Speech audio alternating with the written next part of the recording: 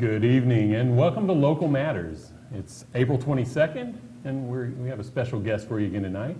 This is a show where we're trying to bring you, the home viewers, in touch with what's happening in the Kelso Longview community, bringing you folks who are involved in the political scene or other news items that might be going on. And tonight we are welcoming Chuck Hendrickson. Mr. Hendrickson, you probably read about some.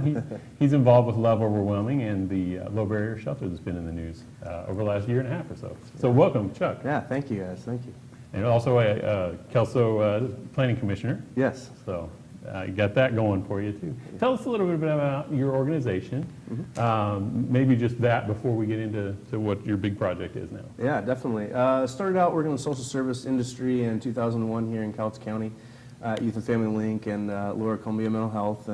And through that time, working up until 2012, saw a lot of gaps in the service area, particularly with people that were the high utilizer of our system, the co-occurring disorder individuals.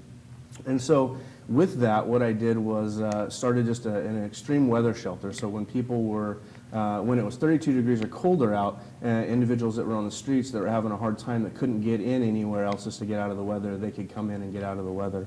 With that, there was a county put out a request for proposal for a shelter that was low barrier, urban rest stop, and some other grants that we've received through that time. And we were lucky enough to be awarded with those grants, and here we are today. Very good. You know, there's a reason that I'm not usually the main host. Barry is, but he's off. I think he had to go to Jamaica this week. But it's because I forget things like introducing my co-host for the evening, who's filling in, Mr. Rick Winsman. Rick, Hi. welcome back. David, it's good to be back again. All right, been a well, it's good to have you. Yeah, it has been. Yep. So anyway, with that error now fixed, the floor is yours, Mr. Winsman. Chuck, when you came to this area, what, and evidently you were involved in, as you said, the bad weather, wet weather shelter. What gave you the idea to expand it into where it is now, to take it basically to the next step? Well, with that, the county came up with a process, I believe in 2007, that put in their 10-year plan to end homelessness. I wasn't a part of that process, but a part of that process was, it was identified that there was a chronic homeless population that were not being served. They were being underserved, if you will. And so with that, that's where I ended up coming up with all the programs that we had. It wasn't that I just came up with these programs. They were actually put out with that request for proposal in regards to following the 10-year plan to end homelessness, which follows the state's plan to end homelessness as well. So that plan is approaching this from a different direction than maybe like Community House on Broadway takes towards homelessness. Is that right? Tell us the difference there. Yeah, definitely. There's been there's been a paradigm shift, if you will, within the social service industry, working with the homeless population in regards to housing first, getting people into housing first, getting them ability to be stable, get the chaotic state of their mind to be able to calm down and be out of crises, and then from there on moving on with substance abuse treatment, mental health treatment, whatever it is that they're needing to do in their next step for their recovery. So it's basically saying people can't really care about these bigger issues of substance abuse if they don't even have a place to spend the night. Is that kind of the approach of that housing? Yeah, definitely. It's, you know, when you're on the streets, it's definitely, it's chaos. They're thinking about where they're going to sleep, where they're going to get their shelter, where they're going to get their next meal, and are they going to be safe? We hear stories all the time of people sleeping on the streets or in alleys, places not meant for human habitation, and not good things happening in those situations. So when you have all those three, and those are the three things that you're worrying about, mental health treatment and substance abuse treatment is the last thing from your mind, or one of the last things from your mind. Do you have to have some sort of a mental health program already in place that deals with the substance abuse and the other dependency issues before you put them into a house, or is the housing first and then you kind of go out and look for dependency treatment? I think it works a lot of different ways, and I think I think it's client-centered, and so it's really looking at them individually, getting them in, and then at the same time you're working with that stuff. Hey, we realize that the hierarchy of needs is shelter and food, and we need to get you in there. But then at the same time, we're using motivational interviewing to get them to see what is the next step that they need to take in their recovery. Does Cowlitz County currently have enough inventory of social programs that you can kind of use that as your generic bag of tools that you can then work with each individual? That's a hard question to answer. At this time, I would say no, but I do believe that with the new mental health agencies that have come up, I think that we're in a good step, heading in the right step towards that to be more holistic in our services here in Cowlitz County. And I think there's been a lot of improvement in that. So definitely, and that's the same thing with, and I will address the community house. We still have different models, but we support community house. We support the way that their model is, and we believe that we need them in our community because there are individuals that are going to do really well in their program, and they're not going to do well in my program, and vice versa. And so, in my opinion, we need each other. So we have kind of a variety of options for folks depending on what works for them. Yeah, one size doesn't fit all in these services like that. So the biggest difference between you guys and what you're doing and what Community House is doing, how would you describe that? Well, I think that we're serving the population that are the more high-risk population. Our organization is willing to take those risks and work with those individuals, as where you have people at the community house that are trying to stay clean and sober, and they wouldn't want to jeopardize that by bringing in people that aren't clean and sober. And that's a big deal. We believe in that, and we need that model in our area. And to be honest, we probably need more of that model in our area. Once a person is made, once you're made aware of a person that is in need of your services, particularly housing, Yeah. I would have to assume that that's probably where you first pick them up, as a housing need? Mm-hmm. Okay. From that point then forward, based on your evaluation and your timetable, what kind of a time frame are we looking at for being able to bring a person in, process them through, get them the treatment, and then hopefully put them out the other end with employment, stability? Yeah. Wow. And each of it, because we are client-centered and client-focused, it varies from individual to individual. So it's really hard to say that there's this average that would be out there. But we do have some cases where people, even currently, I know people that are on the streets that receive SSI or SSD that have enough money to be able to get into housing, but because of the barriers that they have, maybe it's a felony charge or bad credit, they can't get into housing. And so that's when we come in and we work with them on that. We help them through those crises of just being out on the streets and then having to break down those barriers to be able to get into housing. And we see some people that we get in and within a month we have them into housing. We have other people that we get in, we have them on waiting lists for months, and they're still on waiting lists trying to figure out where we can move next with them. So it's a really hard answer to question to answer, because of that. So do you feel like there's a need for more transitional type housing that would accept folks like you're working with, maybe? Maybe not transitional housing. I know that's a model that's kind of being phased out by the state. There's nothing wrong with that model, but when you have to have a family move from place to place to place and it's not permanent, that stable. makes it hard on the system, it makes it hard on landlords, and it makes it hard on the people. But definitely more permanent supportive housing is something that we're in need of in our community, and more affordable, appropriate housing. That's a big deal right now. We're running out. Because what's affordable is not necessarily where it needs to be in terms of quality? Definitely, and even if it is affordable, then being able to maybe overlook some of those barriers that some people have, especially if they have some supportive services. And that's where we've been really successful, is with our coordinated entry and assessment system. It's actually the Cowlitz County coordinated entry and assessment system, and we've been able to get a lot of people housed, and working with landlords because of our staff's relationship with them. We've actually been able to get 5 households into housing with no upfront deposit or first or last month's rent, which is a huge deal if you know about housing. For landlords to take a risk like that, and thankfully they all worked out so far. So, Do you work with the agencies that are currently in place to help with subsidized housing, like Kelso Housing Authority and Longview Housing Authority? Yes, we do. We send people to both those places all the time. The Kelso Housing Authority has the Columbia and Chinook apartments, and so we send people over there when it's appropriate. our coordinated entry and assessment system, when they sit down and they do that assessment and they do the vulnerability assessment and the housing barrier needs assessment, we won't send people to landlords that they don't qualify for. So we know that Kelso Housing Authority at the Columbia and Chinook, we know their eligibility and their requirements to get in there, so we will only send people over there that meet those requirements. The same thing with shelter at Community House or Longview Housing Authority, especially with the VIP program, the veterans, their veterans program that they have. You know, we know what their eligibility is, and we have that relationship with them that we'll just be able to send them right over.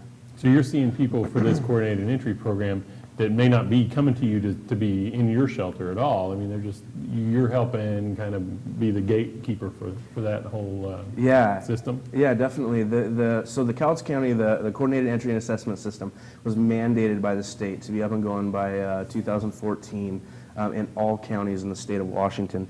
And that is a one-stop, efficient way to get the homeless population in and get them to the right place. So instead of a household going from door to door to door to these service agencies, including churches, they can come to us. We can do the assessment. We get that all the way through. We do a target eligibility screening, and depending on their level of need will depend on what we do with them and how we work with them. And so we'll even do warm handoffs where we will take people to those appointments, drop them off, not just drop them off, but go to their appointment with them as well if they need and if they want. Now, of course, if they don't want that, we're really big into people being independent and doing it on their own. But we definitely see that because of vulnerability, maybe some mental capacity or experiencing some mental health symptoms due to their diagnoses, sometimes it's easier said than done. You mentioned it's a statewide program now, and it's, when was that program introduced on a statewide basis? They had to be going in every county by December of 2014 was my understanding, and so we spent a year and a half setting up what we would want it to look like in our county, and that had representatives from DSHS, Community House, Lower Columbia CAP, Emergency Support Shelter. There's a bunch of us that sat down and did this for a year and a half, and then the county put that RFP out. Are you finding that because of that type of a program now that where all the counties are having to participate, that are you seeing less transit applicants coming in from outside of the area because they know that there's services available in Cowlitz County as an example, as opposed to wherever they're coming from? Are you seeing more of a leveling out and allowing people to stay where their families and friends may be?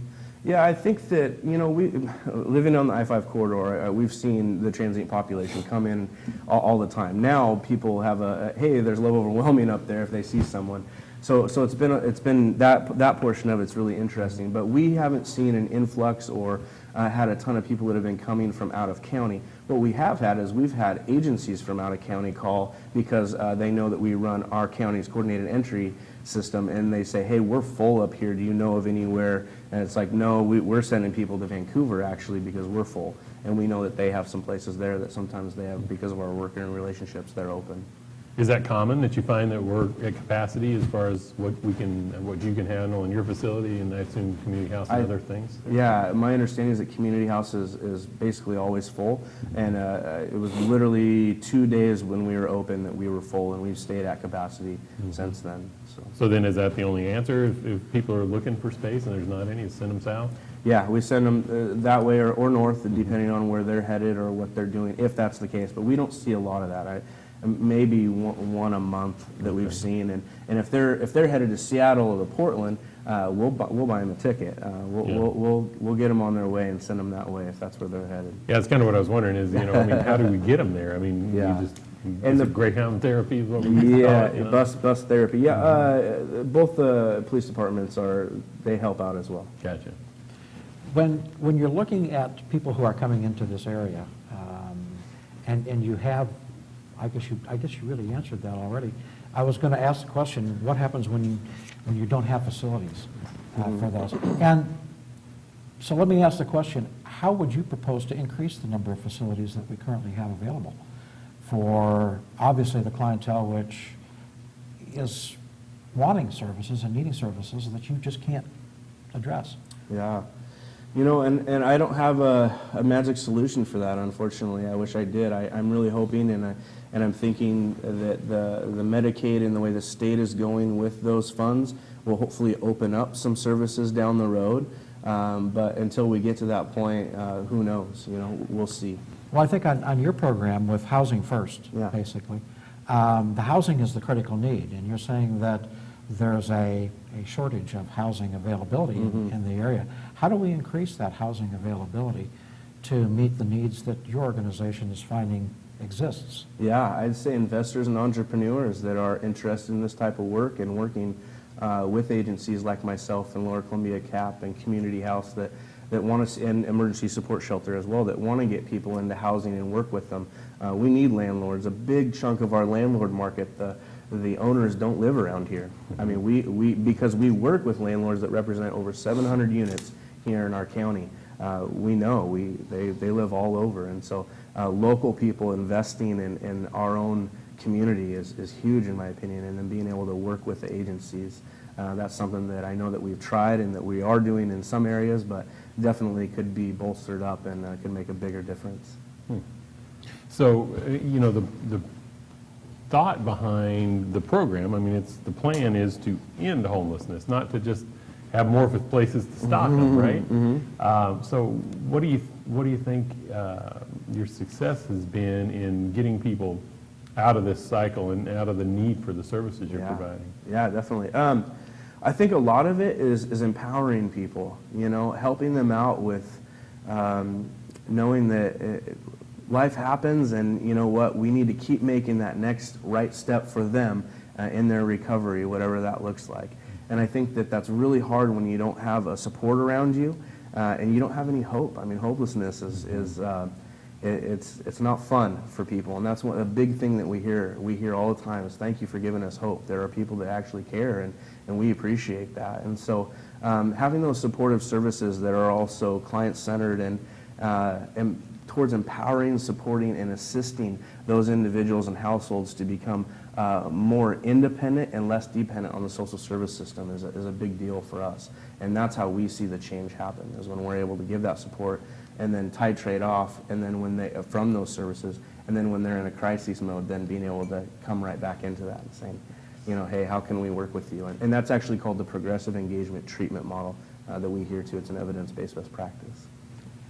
You basically are approaching this like a three-legged stool, where one leg is housing, and that's from your organization's standpoint, that's the first and most important. Then stability from a mental health, the dependency standpoint, to get the assistance that they need to become health and dependency stable.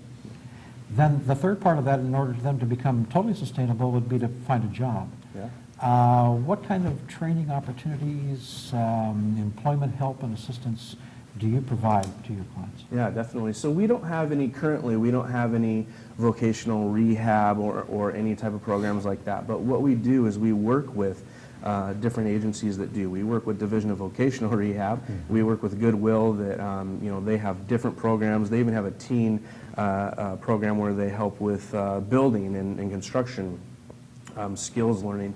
And then we also work with CAP, who has TANF recipients who usually single moms or dads that obviously have kiddos. They receive TANF, and they're able to come in, and we actually have, I want to say, 10 of those staff, volunteer staff that work with us, and they're able to use Love Overwhelming as a reference and as a resource, and we can actually, they call, and when they put us on a resume, then we get calls and we're able to help out with that. And we've had a lot of people through that program get housing, and get jobs, excuse me, and it's only a little bit that we do, and it's just that partnership with CAP and the program that they do, and really Lower Columbia CAP really gets the credit on that. They do a great job, but it's wonderful that we're able to employ volunteer status 10 of those individuals that are able to then move on, and we've actually hired a couple people from that program as well. So you got 10 volunteer staff in your program, is what you're saying? Through CAP, Okay. yeah, just through CAP that are TANF recipients, and like I said, I think we hired three of our full-time staff used to be in that program. Gotcha. And how many full-time staff do you run down there? Right now, I think full-time we have, I want to say 13, and then we have a handful of part-time as well. Gotcha. And then some volunteers that are using that as work experience? Yes, basically? yes, Gotcha. definitely, and yeah. How long will you continue to work with your folks that come in until they do find a job? Because knowing full well that right now the job market is not the best. Yeah. And it takes that probably, at least in my opinion, it would seem that that would be one of the longest challenges that you have for finding stable employment. Oh, yeah, definitely. So that progressive engagement treatment model that I mentioned earlier, that's one of the things is we won't ever close them out of our caseload. So they'll be open with us until they are housed and stable. And that includes jobs as well. So we'll work with them through that whole time. So if they ever do come up, maybe they found a place to stay for a little bit and found some work at the canneries in Astoria or through a temp job somewhere else, and then all of a sudden it all comes apart and they're in crisis again, they can call and we'll open that up and we'll start working with them again from there. So it could be a month, it could be 2 months, it could be 3 years. Well, as a follow-up to that then, when you put them in housing, and it's a subsidized housing type of program, are you providing financial assistance to them initially to get them established and started? And if so, then how long does that continue before they are expected to pick up responsibility for the costs? Yeah, definitely. Well, so it's programs that we have partnerships with different agencies. So we don't actually provide the money, but Lower Columbia CAP does. So what CAP has is the Consolidated Homeless Grant, and out of that, it's all for rapid rehousing. So taking people directly off the streets that have lost their housing and rapidly rehousing them. And then there's supportive services through CAP and through my staff as well to be able to help them move along in their recovery. So some of those programs, it can be 6 months worth of subsidized rent, where right off the bat it's 100% that they pay, and then a month later it's 60%, and then a month later it's 30%. So it just titrates down assistance there. And then usually a supportive housing is usually 30% of whatever income you have is usually how it usually works. Yeah. Sure. Yeah, definitely. So who's funding most of these types of programs that you're running? I mean, I know you got some money from the county, and it's not just for your shelter, but Yeah. you got some of that. You've got some RSN money that came Yeah. through for some mental health programs Yeah. you're doing. I mean, who funds the supportive housing and those types of things? So we have 5 programs through the county, and so that is our emergency shelter. That's our day services that we have, where we can get showers and laundry services and use the restroom. The other one is our permanent supportive housing, which is the back end to our coordinated entry and assessment system, where we have 1.5 full-time employees that will actually give supportive services when we get people into housing. We also have a prevention and diversion program. So we have people that call in that are housed right now but feel that they're about to be homeless. And so with that, we're able to give them, empower them, give them assist and encourage and support them with just different skills of being able to work with their landlord, and at the same time coaching life skills with them to be able to have those conversations, soft skills, have the eye contact and that kind of stuff. So that works out really good. And so those are our 5 programs that we have through the county, and then we have one outreach and engagement program that we do, and it's actually through Family Health Center, and they lease 1.5 staff, full-time staff from me, where if anyone in the community, a business and agency can call and refer someone who's living in a place not meant for human habitation, and my staff will actually respond and go and engage with them. And so the whole point is to go and engage with them and then get them into services. We can't micromanage people, unfortunately, and we definitely want to be able to help out as much as we can, but so it's really good. So is that the extent of what you're doing right now, anyway, to go out into the homeless community and try and bring them in there? Or Yeah. is there anything like going along the river and They knocking do. on the tarps? Yeah, they have maps, and they've gone around all through the county, and they've mapped out where homeless camps are. And if you go into their office, it's kind of neat. They have push pins, and then they each one represent how many people are in there. They have a number on it, and so you can see all through Cowlitz County where everybody is. And so, Wow. yeah, it's really interesting. Honestly, there's a lot of people, a lot of places that I didn't even know that Yeah. existed, and so. And then, of course, the mental health grant that you referred to, through the RSN, the SWBH, the Southwest Behavioral Health, and we're expected that in mid-May to start up. So yeah, we're really excited about that as well. From the standpoint of you're looking at an increased caseload, you're looking at grants and other sources of funding that may or may not be there year after year. How are you looking forward into the future to balance out what your needs are versus what your anticipated services are going to be required? Yeah, definitely. Well, I know one of them is Medicaid. I mean, we really do see that there's a shift with some of those services, including housing. You know, we're not there yet, but it will be, in my opinion, hopefully.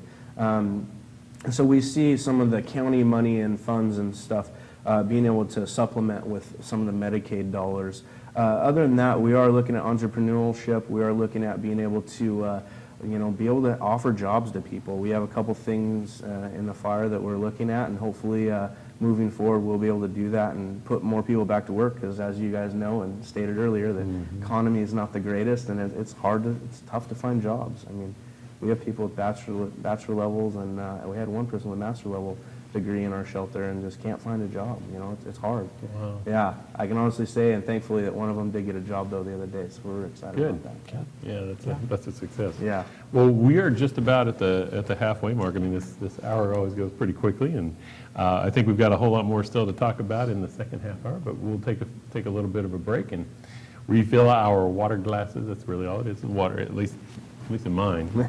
I'm not going to vouch for Rick's, but anyway, we will be right back to hear more about Chuck Henderson and Love Overwhelming. Stay with us.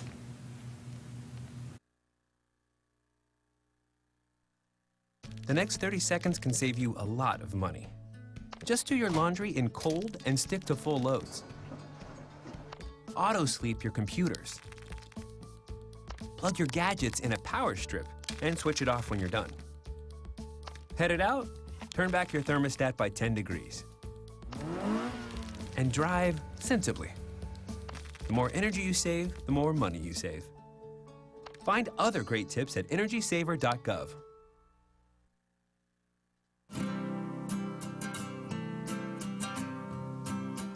Every day across America, excess food is gathered by a network of good people at local food banks, giving hope to millions of children who struggle with hunger. They've earned their wings, and you can too. Together, we can solve child hunger. Support Feeding America and your local food bank at feedingamerica.org. Hey, this job looks perfect. It says you need people skills? Check. Driver's license? Check. And a high school diploma. You've got one of those, right?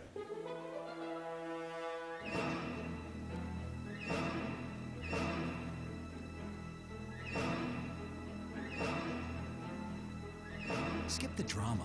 Get your diploma. I got that. You are good to go. Take that first step towards a better future. Find free adult education classes at finishyourdiploma.org.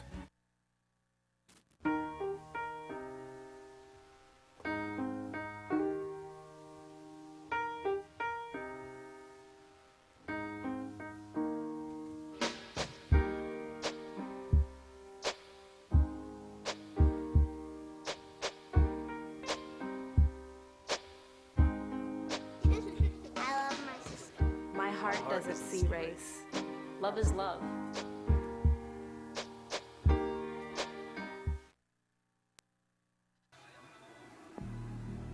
The inherent right to work is one of the elemental privileges of a free people. Endowed, as our nation is, with abundant physical resources, and inspired as it should be with the high purpose to make those resources and opportunities available for the enjoyment of all.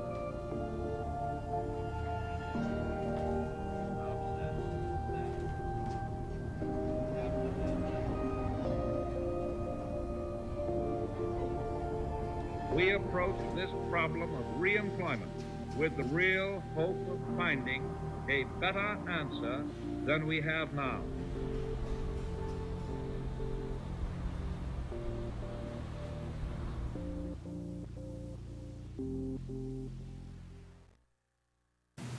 Good evening and welcome back to Local Matters. I'm David Butcher.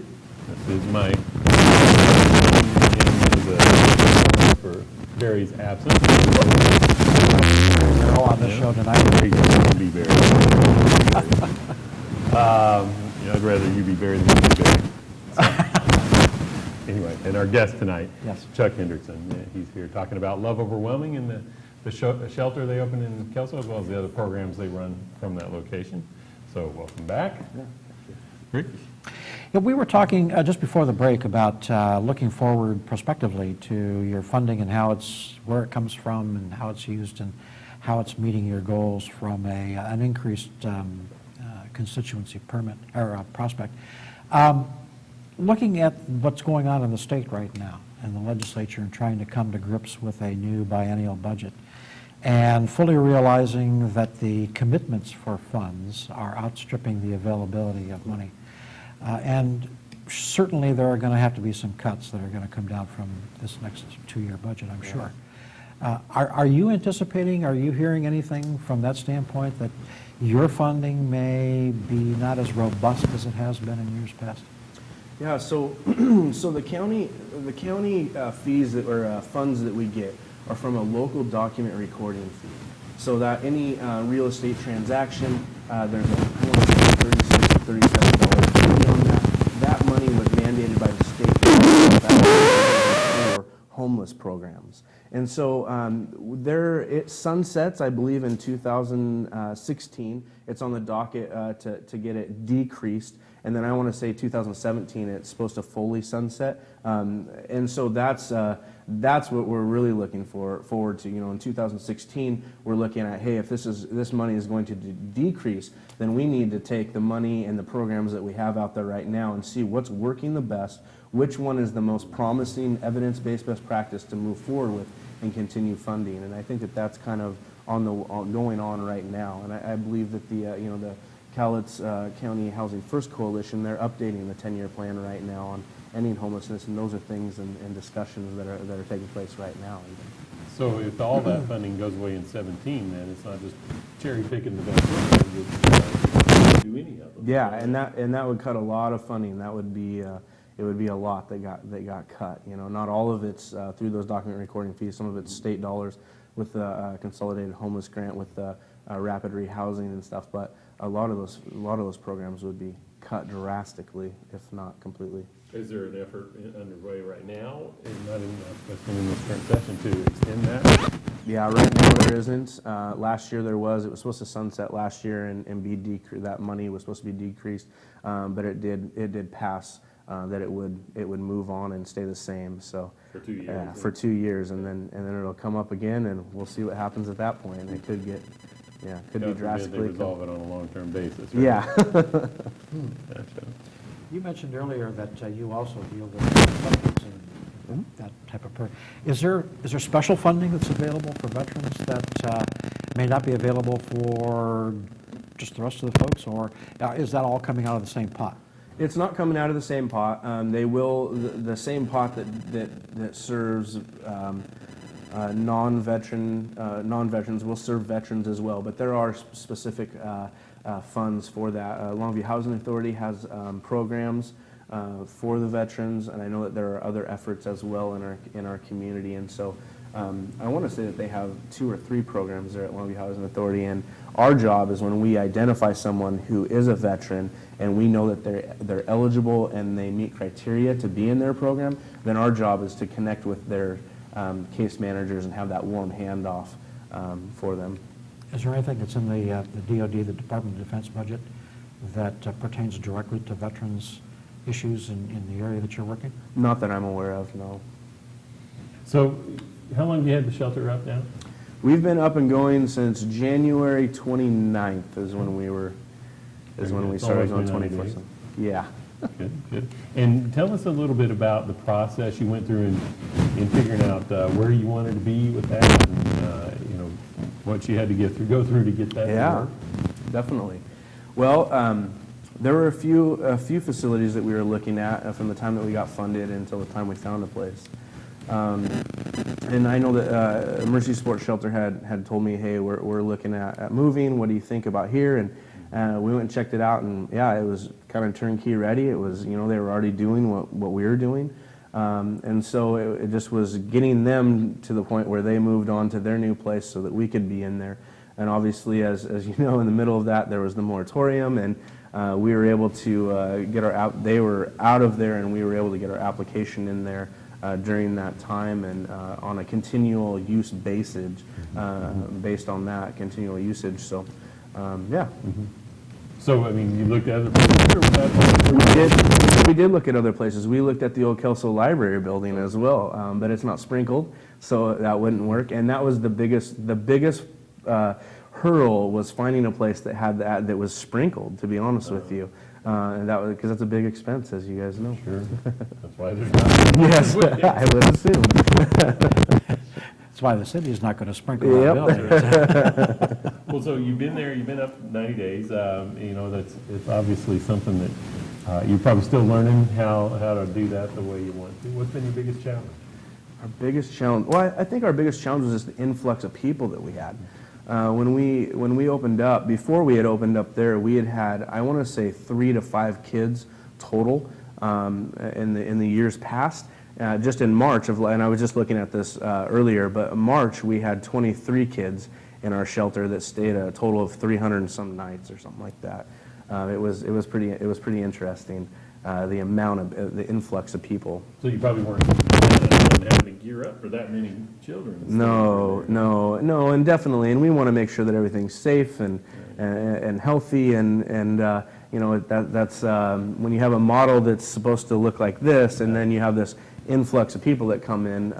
That's definitely been the biggest challenge, I think, that we've had, and we've adjusted as needed. And I know that we're still in conversations with the county right now of, you know, here's the need, here's what we're looking at, but what do we need to do from here and moving forward to make sure that everything works out the best that it possibly can. Chuck, speaking of challenges, we would be, I think, remiss were we not to bring up an opportunity for you to talk about the situation that happened about a month ago, where the organization received some not so flattering publicity and some attention that probably you didn't enjoy. But have you been able to create a new control over that type of situation so that it won't happen again in the future? And maybe you could tell us a little bit of background on what precipitated that and how you guys dealt with it. You just, in general, as the influx of people coming in, is that what we're talking about? Well, that plus the number of calls to law enforcement and that kind of attention. Yeah. So we did make a couple changes. We wanted to make sure that we were being good stewards. We went down and talked to the Kelso Police Department. They gave us a stack of forms to fill out for non-emergency situations instead of call 911 and bogging down that system. And so we're making sure that we were doing that, making sure that we actually had some mental health clinical director come in and give some training to our staff. De-escalation, that's a huge part of what we do. We have become I was in a county meeting the other day, and we've kind of become, unfortunately and fortunately, that there's someone there to do this, but the dumping ground. When you have people that can't be served and won't be served in any other agency, the police or other agencies are just bringing them to our front door. And so then we're having to try to figure out, how to best work with everybody in that situation. So it's been pretty sometimes intense, and so we're just trying to do the best that we can to make sure that we're meeting the needs of the people and keeping the community as safe and healthy as possible. I think that's evident by the lack of continued spotlight on your organization for those things that are outside of the success area.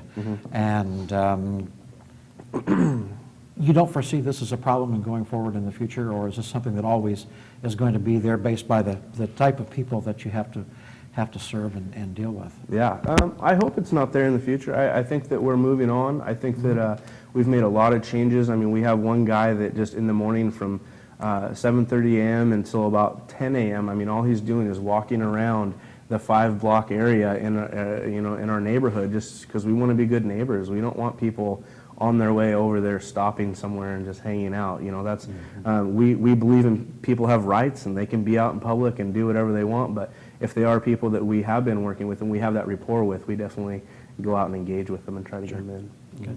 Okay. Yeah, it seems when your pitch is a show that puts anybody in regardless of what they've been doing, and then you end up with as many children as you've seen like you have. That's got to be a different paradigm than what you're expecting. Definitely, and that's one thing that there's this big misnomer that we we serve registered sex offenders right now, right alongside kids. Well, no, we do not. That is not the case. We do not allow registered sex offenders to come and stay the night. You know, if that's their stipulation and they can't be around kids, they are not allowed at all. In fact, I don't think that we've had a level 3 sex offender that, to my knowledge, come in at all. So that is one of those misnomers that's out there. That it's just not true. So what do you think the future holds for trying to serve both those kinds of populations? I mean, do you see it needing to be a separate facility, you say? Yeah, definitely. Best practice dictates that it's separate facility, and we know that, and we're seeing, we do everything based on vulnerability.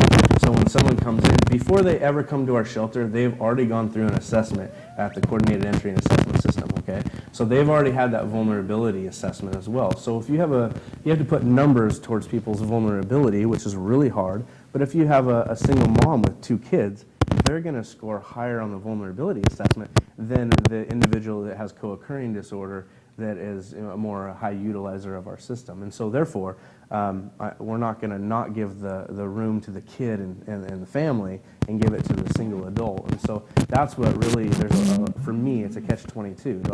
It just really is a lot of catch-22. So we're looking at that. We're in conversations. Ultimately, the best would be that we had two separate facilities. But, funding at this moment would not dictate that or allow that. So if you keep serving families, then because they score more vulnerable, it's hard to be able to serve maybe the guys that you were thinking you were going for when you first started. Yeah, yes, definitely. And that was really meeting the people that couldn't get in anywhere else, couldn't be served anywhere else. The unfortunate part is a lot of the families that have kiddos that are staying with us, it's the same situation. They have kiddos, and so we are working with all different agencies to try to come out with what's the best practice and what we can do the best. Is there anything that we don't have currently available to you here in Cowlitz County that would help you either in the way of a fiscal facility or a public services, social services agency that provides a service that would help you in serving your clients better? Wow. I think that there's a few things that are being done on a very low scale level that could be ramped up. I definitely see stuff being done. Housing location services is one of them. We're overloaded with that because there are so many people that need housing, and there's such a small amount of affordable housing out there. It's almost a fight. And so there are different agencies that are doing little bits and pieces of that, but that being able to work directly with the landlords and having that partnership and relationship is a big deal that I'm hoping that will continue to get better. That gets back to your original comment on how difficult it is because most of the landowners, the landlords, don't live here. Mm-hmm. Yeah, definitely. So their motivation to serve the community is not as great, perhaps, as those who are more invested here. Yeah. And when we come in contact with people that are invested here, live here, that are part of the community, it's a different situation. They're willing to help out a little bit more, and they're willing to maybe cut down the cost of an application fee. A lot of people, they're on a fixed income, it's $720 a month. You go and try to get housing, how can you get a deposit of first month, last month, and pay their $35 to $65 application fee? I mean, it's really hard. Yeah, you're looking $2,000 to $3,000 to move into a place, and these people just wouldn't have. No, and that's such a drain on our system when it comes to the funds that we do have to get people into housing. It's really hard. I mean, so, yeah. As we were going through the whole process with you last year, I think a lot of the challenge that people had was that they thought that when they hear low barrier shelter, that means basically an anything goes kind of shelter with no rules. So can you clear any of that up for folks? Yeah, definitely. Yes, we have rules. We have lots of them actually, and if we didn't, I mean, that would be silly on my part, and we'd probably have a lot less, I don't know, maybe phone calls 911 if we didn't have rules, if we just let people do whatever. But yeah, we definitely, we don't allow drinking, we don't allow people to use drugs on the facility. You know, we want people to be respectful of each other. We want people to follow the good neighbor policy. You know, no loitering, no doing drugs out in the community or anything like that. I mean, we really do. We're very diligent in that. And we have everybody that comes through our doors. Number one, and this was another misnomer, everyone that comes through our doors, they have to sign in every time they come in. The second thing is they have to sign and they have on file a good neighbor policy and procedure of, hey, this is what we expect when you're here in the neighborhood, and this is how we expect you to behave because we want to be good neighbors, and we're here, and you know, there's impact. There are people around us. So the unfortunate part about that is, you know, we can't micromanage everybody. People have rights when they leave our facility. It doesn't mean that I'm going to follow them and tell them what they can and can't do. And although we still do send people out to engage with them, we definitely do it in a different model. We don't say you can't do this or you can't do that. We definitely want to build that rapport and that relationship. So, but the challenge would seem like when the whole model is trying to meet people where they are and help them regardless of what's going on, even if you have rules, what's the penalty for not following them? You know, I mean, if you're saying, hey, don't use here, but then, you know, how do you enforce so that? they get asked to leave. That's another. People think that we don't kick people out of services, but that's not true. We have several people that are on our folder that they can't come into the facility for breaking rules. You know, someone comes in and they think that they're going to use some type of drug in our facility or get drunk in our facility, and we catch them and we know, we will ask them to leave, definitely. Now, when they're able to come back, that's a process. We actually have them meet with our program coordinator, and we come up with a safety plan for them. How can we keep not only you safe here, but how can we keep everybody else safe here? And if you're not going to be able to follow this and you're going to continue doing this, you're not going to be allowed here at all.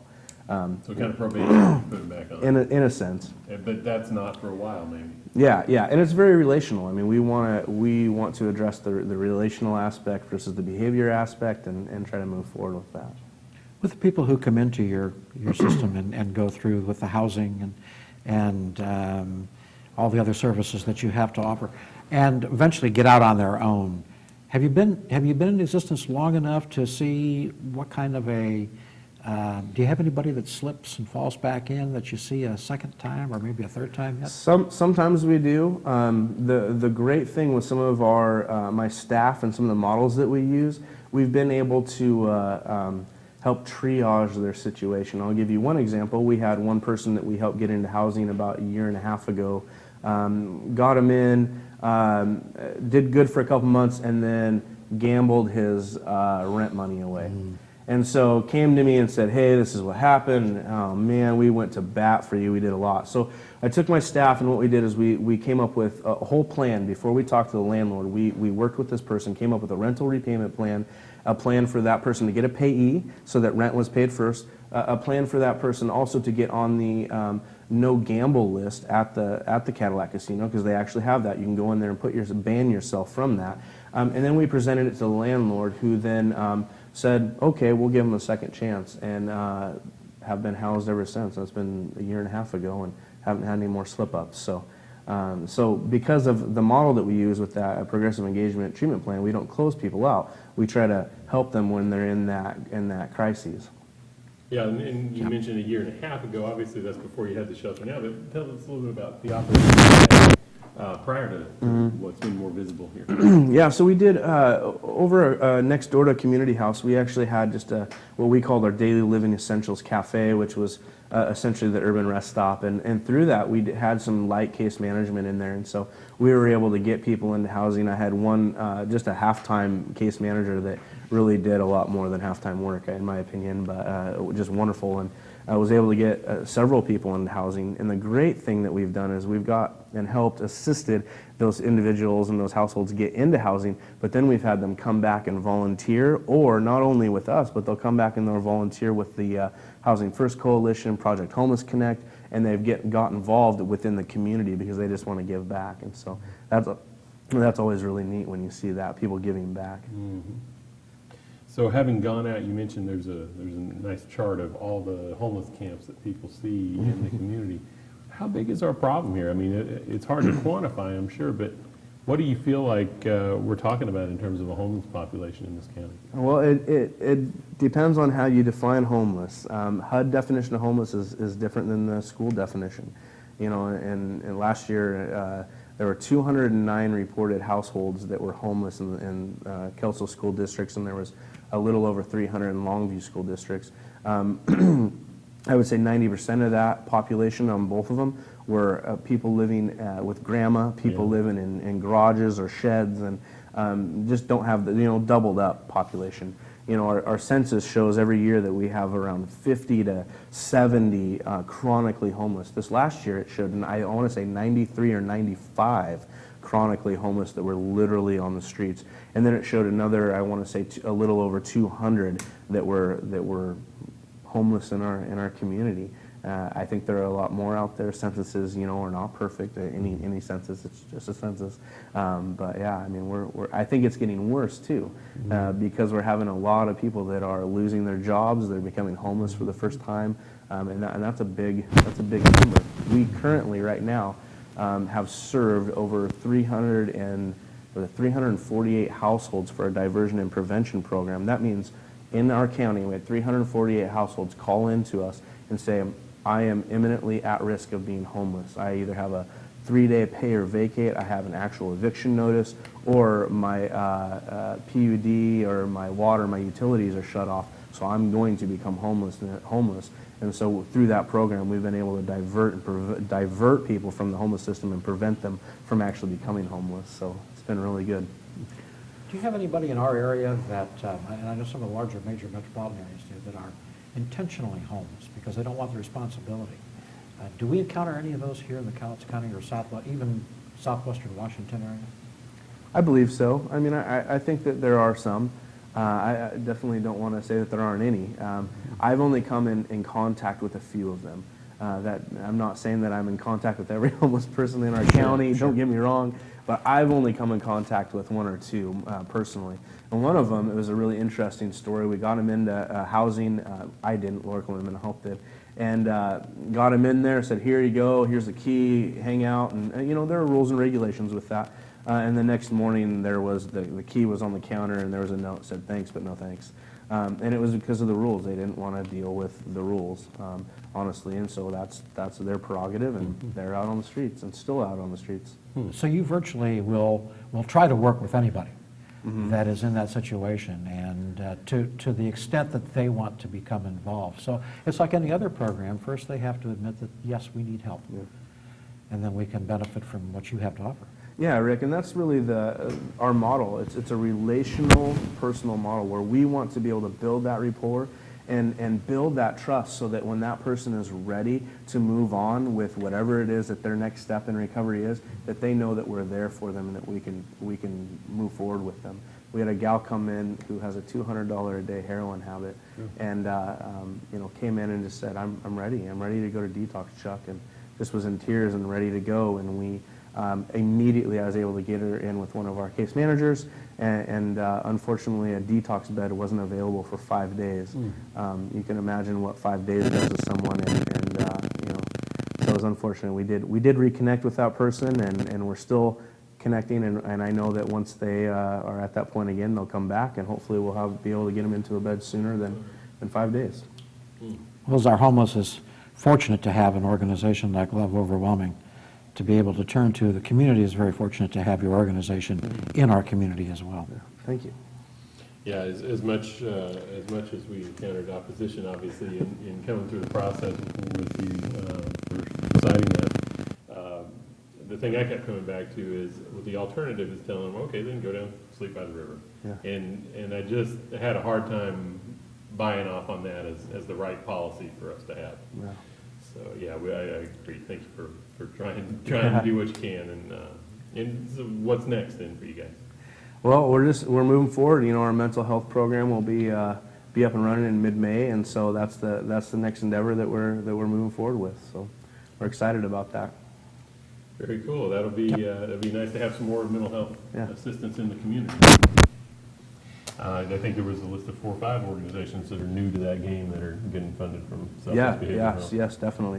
And the integrated health care with our integrated mental health and substance abuse treatment it's wonderful. That's a good policy the state's doing, and getting that all integrated and being a part of more holistic services makes sense.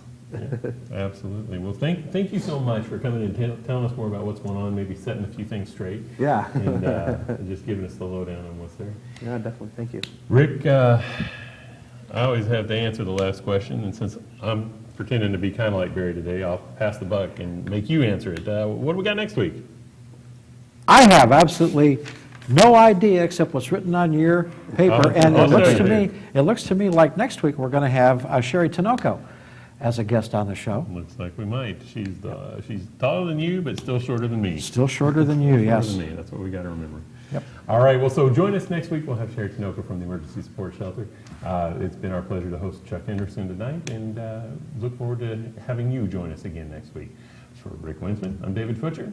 Have a great night. Good night.